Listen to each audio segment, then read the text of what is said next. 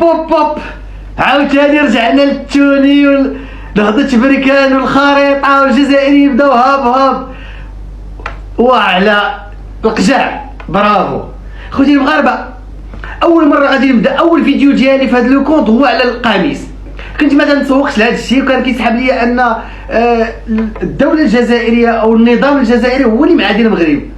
ساعة منين وقع داك المشكل ديال الخريطة وديال نهضة بركان، شفت ان الشعب ديالهم، ان الناس لامبدا، الناس عاديين ناضوا ضد الخريطه ديال المغرب وناضوا كيدافعوا على اتحاد العاصمه وكيدافعوا على الدوله ديالهم. وما تسرطاتش ليا وانا نوض لقيت هذا المجال ديال التيك توك هو فين نقدر نخرج حتى انا داكشي اللي عندي على الجزائريين، حيت فيهم الضحكنيت وما تيحشموش. ولكن القجع شاب برافو اخويا.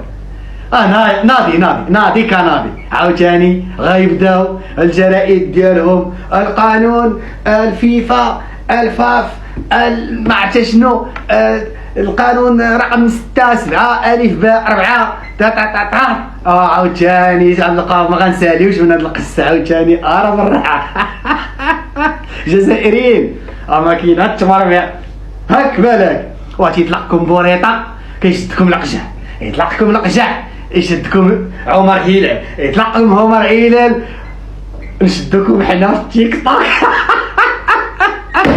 يلا وشوف اش ديروا دابا، عاوتاني تلعبوا مع والو وتخسروا مع والو. كانت صعبه اللي تقول لكم الا لعبنا مع والو غنشجعوا والو، وراه لعبتوا مع والو خسرتوا بثلاثه بسته، 3 الي 3 روتو. هانتوما باش تعرفوا قيمه لعبوا مع والو، الفم وما يقول. برافو القجع، برافو القجع. واو عرفتي راه اليوم عندي واحد الفرحه راه لا توصف. عرفتي الخريطه باش عاوتاني القجع اكريديتي توني بالخريطه كامله. راه عندي انا عيد اليوم، حيت اول فيديو ديالي درتو على هذاك القميص اللي كان ربح بالهاتريك، واليوم 4 شهور اليوم عاوتاني كنفوزوا على الجزائريين بالضربه القاضيه. عاوتاني طلعوا دابا اكثر من سميتها كاع المحكمه ديال اكثر من طاساش كاين القلاس هو اللي بقى لكم، اما الطاسه وصلتوا لي وما دار لكم والو.